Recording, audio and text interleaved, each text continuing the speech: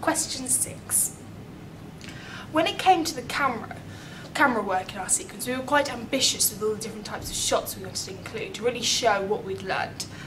And also, a lot of the locations we'd used in ours were quite rural to help show our character's isolation.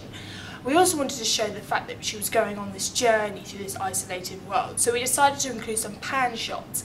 However, I found these pan shots were quite difficult because I had to make sure the camera was rotating smoothly and my subject was staying in the centre of the frame, the top of her head, the bottom of her feet. But I think that in the end we got a really nice shot. Although we don't zoom in with the camera itself, we have a very big close-up of our character's face. Just a little bit of the top of her head, a little bit of the bottom cheek, and just cut off, and her face really fills the screen. It's quite an emphatic shot.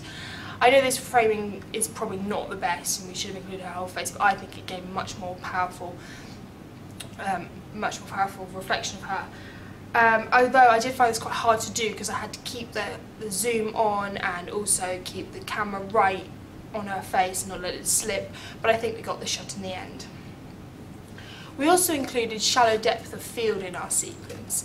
At first I wanted the entire girl and the entire grave, but I found when we came to doing it, we couldn't pull the focus on the girl and the flowers and then on the grave. It would either everything would go blurry or everything would be clear because of the amount of stuff going on in the background. The camera just wouldn't pick up.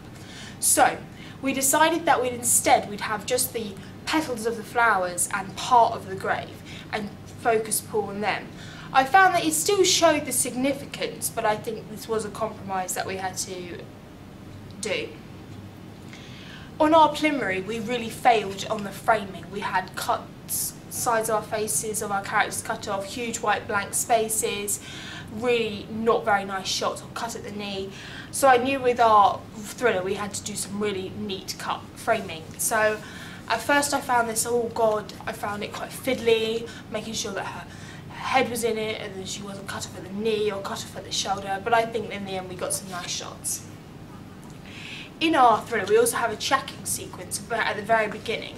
At first we tried this with a dolly, but the camera just shook so much that we found that it wasn't effective at all. So instead we decided we'd carry the camera and follow her, but this meant having to get the pacing right and making sure that everything was smooth, and I think we got the shot in the end. I think the camera I've learned how to use the camera. I mean, the shallow depth of field button was fiddly, and I think I've learnt some new techniques.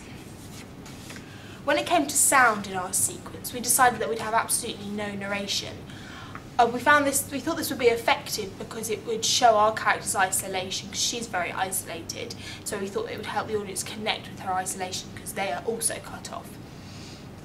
However, we did decide that we'd include some diegetic sound like the waves and the girls squealing as they get wet in the flashback. When we went into GarageBand to find these sounds, we were like, oh, no, that's not quite right, that's not quite there.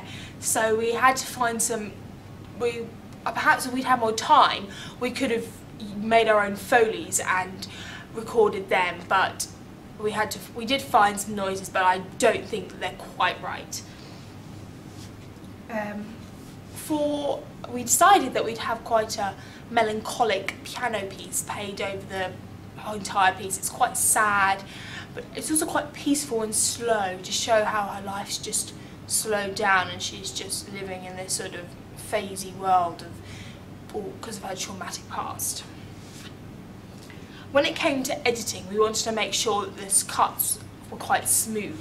There's a lot of cuts in our piece because there's quite a lot of shots that we decided to include, so we wanted to make sure they were quite smooth and not a couple of seconds over or a couple of seconds too late. And also we didn't want the audience knowing that, oh, there's another cut, oh, there's another cut. We wanted to see it all very smooth. We also, in our sequence, we also include a couple of flashbacks, and at first it looked like the same shot, and because we don't have any of our character, and we don't have any face shots of our protagonist, we knew that the audience would be confused about whose the flashbacks were to. So we knew when it came to editing, we'd have to put in something else which would make it more clear that the flashbacks are her. So first we went onto the video filters in the editing software, and we found a filter which was called Dip to Colour, which made the current image on screen fade to white and then the white fade into the flashback. I thought this was very effective and it showed the change in time. Although this dissolve was quite good, we still didn't think that it was quite enough to really show the distortion of the memory. So we added another filter called the glow, which made the video really shine at those points. And also, if you look around the edges, you can see that the picture slightly stretched. This is particularly effective on the beach scenes. You can really see how the pebbles are quite slanted, not quite all there. It's a distorted memory. When it came to titling, we were quite cautious because we knew that we wanted to make it quite good and effective, but we also knew that we didn't know very much about how to make the words come in. So once getting up the opening, the editing software, we knew that we wanted quite a big contrast with the previous image. And the last shot is the girl breathing in, and so we wanted to make it quite clear that it is a big, so we included like a big bang to show that it was forceful and it really jumped the audience. And then we have the word edge appear. We decided to call it push to the edge because their lives about being on their edge, everything's 50-50. We then have the words push to and the come in from the left, literally being pushed on. We found that was quite effective.